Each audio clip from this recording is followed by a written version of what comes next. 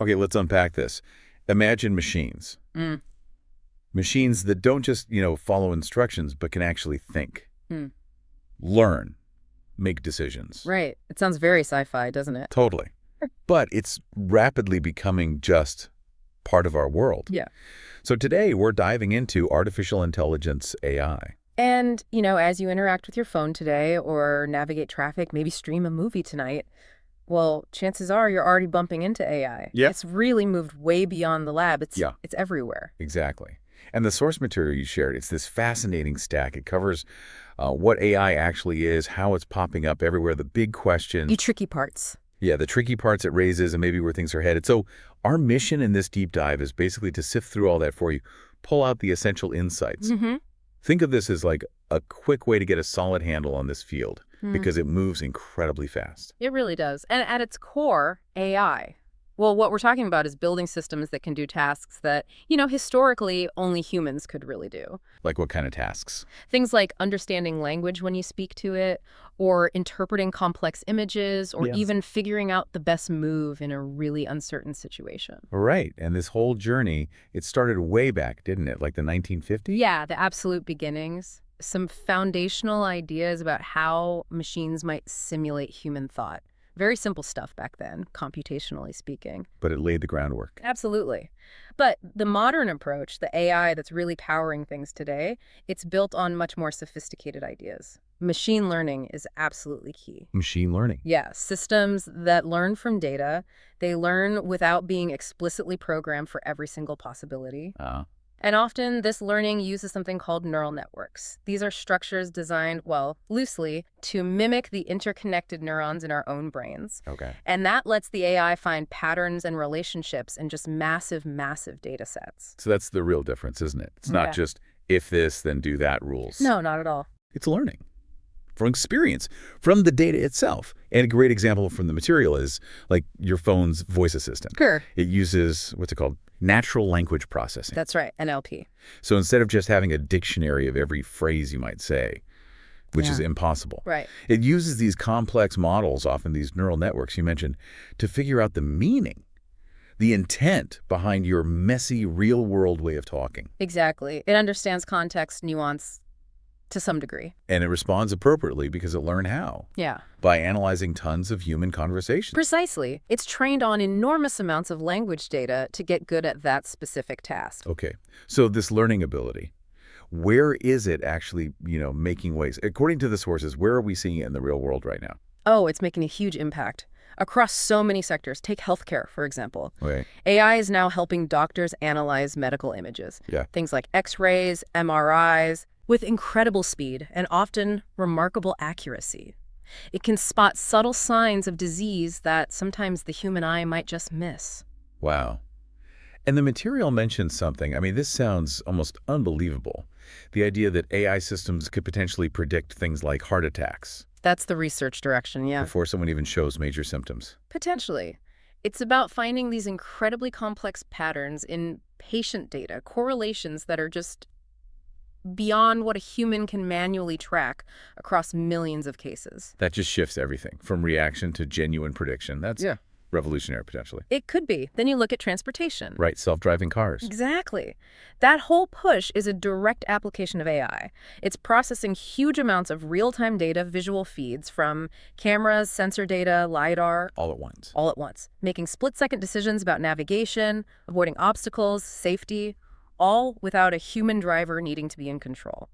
Companies like Tesla are obviously big players here. And that's learning from millions, maybe billions of miles driven, right? Correct. It relies heavily on computer vision and very complex decision-making algorithms that are constantly refined by new driving data. And then something maybe a bit more every day for most of us, entertainment.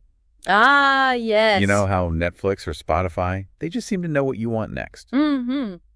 Spooky sometimes. Right. They're recommendation engines, that's AI, powerful AI systems, constantly analyzing what you watch, what you listen to. Comparing it to millions of other users. And learning your tastes to suggest new stuff that's tailored just for you. It's pretty smart. It's all about optimizing your experience, keeping you engaged by recognizing patterns in how you use the service. But it's not just convenience, right? The material points out AI is also being used for much bigger things, global issues, Yes, that's an important point. like fighting climate change. How does that work? Well, by optimizing energy grids, for instance, making them vastly more efficient, or analyzing really complex environmental data to predict changes, model potential solutions. So finding patterns in weather data, Yeah. ocean currents, emissions. Exactly. Leveraging AI's ability to process and find insights in these enormous, messy environmental data sets. It helps identify efficiencies, forecast trends. That's crucial for developing strategies to deal with climate change. Okay, so the potential is obviously huge. We're seeing it everywhere. Hmm. But the material is pretty clear-eyed. This isn't all, smooth sailing. There are some significant challenges, big questions we need to tackle. Absolutely. One major concern that comes up again and again is bias. Bias in AI, how? Well, because these systems learn from data.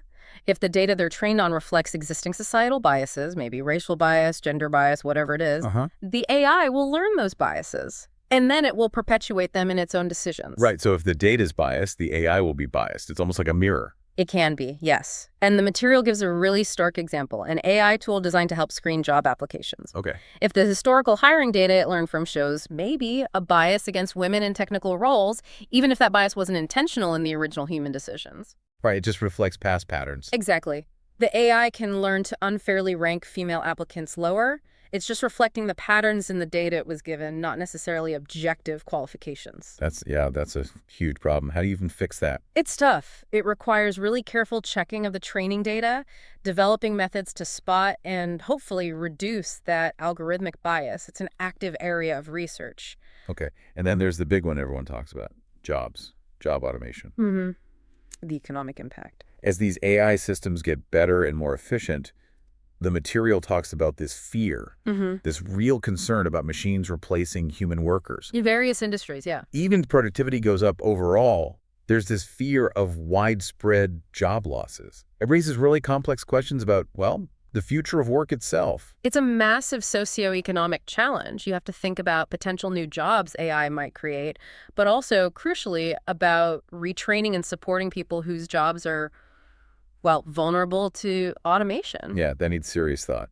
And the material also dives into some deep ethical waters. It has to. As AI gets more autonomous, making its own decisions, questions about accountability come up. Who's responsible when an AI makes a mistake? Or even when it operates as intended, but the outcome is problematic. Right, and it poses a really difficult question. Should an AI ever be allowed to make life or death decisions? The example given is autonomous weapons. That's probably the most extreme example, yes. It forces us to confront fundamental questions about human control, about responsibility, about the moral limits we want to place on machine decision-making, especially in critical situations.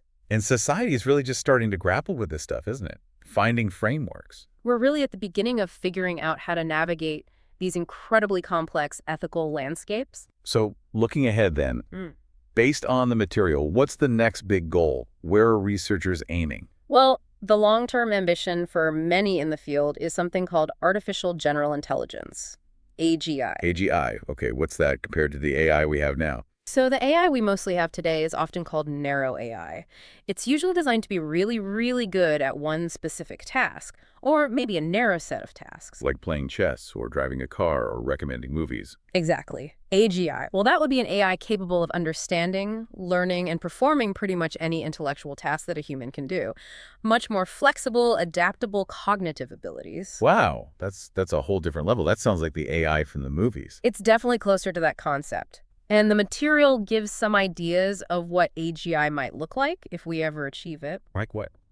Maybe an AI tutor that doesn't just follow a script, but genuinely understands your specific way of learning and adapts its teaching completely dynamically. Okay, truly personalized education. Or imagine a healthcare system, maybe an AI, that designs incredibly personalized treatment plans for every single patient based on a really deep, holistic understanding of their genetics, lifestyle, environment, everything. Moving beyond just task-specific stuff to broad, adaptable intelligence. That's the idea, akin to human intelligence in its flexibility. And this is where that responsibility factor just gets amplified massively, right? Absolutely. The material really hammers this point home. The development, the deployment of future AI, especially something like AGI, it must be guided by